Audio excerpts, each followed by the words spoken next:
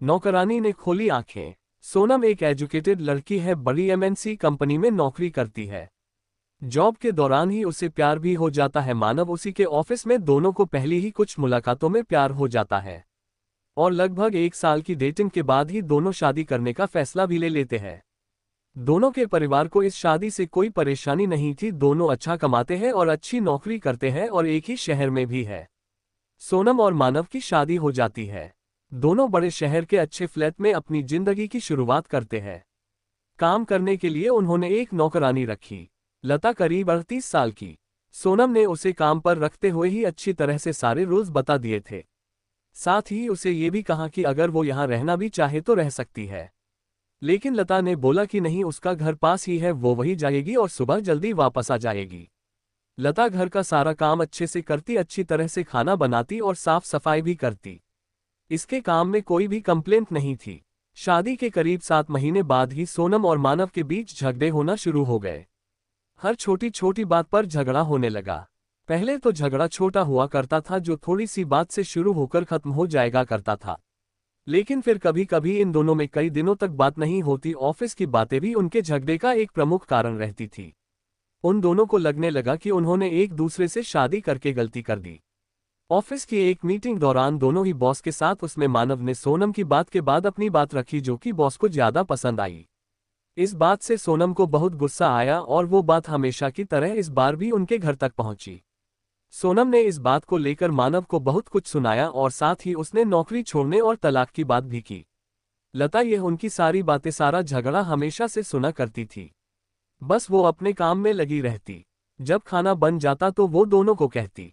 ज्यादातर वो लोग अलग अलग बैठकर ही खाते थे। सोनम अगले दिन ऑफिस नहीं गई। दोपहर तक अपने कमरे में बंद रही।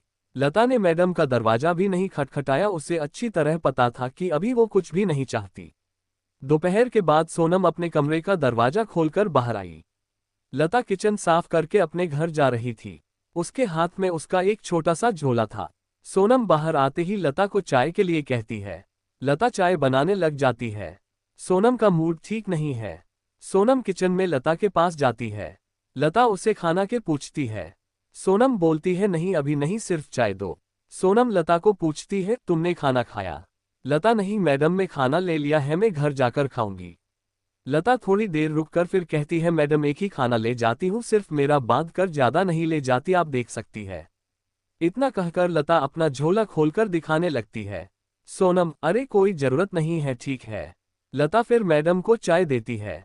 लता को थोड़ा सा डरा हुआ और झिझका हुआ देखकर सोनम उससे और बात करती है। सोनम, अच्छा लता, तुम कहाँ रहती हो? मैडम, यही थोड़ी दूरी पर ही मेरा घर है। सोनम, तुम्हारे पति क्या करते हैं? लता, वो कुछ नहीं करते मैडम, वो अभी कुछ कर नहीं सकते। लता थोड़ा रुकती है और पलक झपका कर कहती है, उनको लकवा आया है, उनका बायां शरीर काम नहीं करता, ठीक से बोल भी नहीं पाते। सोनम, अरे तुमने कभी बताया नहीं, फिर घर दवाई ये सब तुम ही संभालती हो? लता, हाँ मैडम, 2 बच्चों की पढ़ाई छोटे स्कूल में है, लेकिन मैं चाहती हूँ कि वो पढ़ाई करें। हमेशा से मेरी उनके खाने के बाद खाने की आदत है, इसलिए पहले उनको खिलाऊंगी फिर मैं खाती हूँ, इसलिए सुबह शाम का खाना ले जाती हूँ। सोनम लता की बातें सुनकर हैरान रह जाती है। उसे पता नहीं था कि लता इतनी साहसी है और कभी भी उसने अपने चेहरे या काम से ये लगने नहीं दिया। लता फिर कहती है, मैडम मैं आपसे कुछ कहना चाहती हूँ, आप बुरा ना मानो तो। सोनम ने तुरंत ही जवाब दिया, हाँ कहो ना प्लीज। मैडम, अभी हमारे पास जो होता है हमें उसकी कद्र नहीं होती है, समय कैसे बदल जाता है पता भी नहीं चलता है।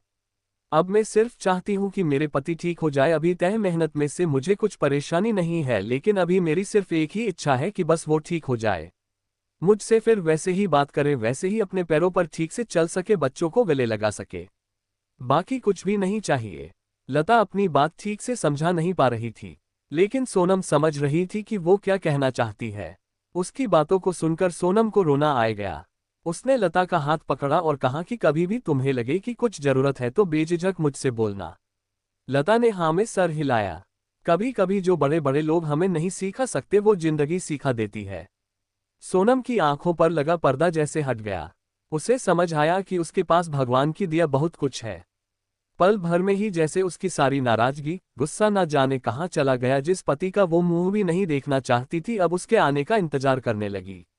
शाम जैसे तैसे आई। दरवाजे पर जैसे ही बेल बजी वो दौड़कर गई और दरवाजा खोला। सामने मानव को देखकर रोते हुए उसके गले लग गई और सॉरी बोला।